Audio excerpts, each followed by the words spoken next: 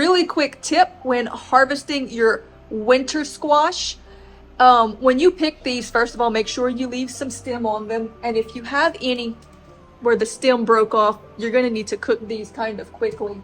And don't leave them out for the winter. But if you leave the stem on them and let it dry up, they're going to last longer. But here's the tip. You need to cure these to make them last all winter long, which basically means that when you first harvest them, leave them outside in the heat for a few days. And what that's going to do is that it's going to begin to basically dehydrate and dry up the skins a little bit and make them a little tougher.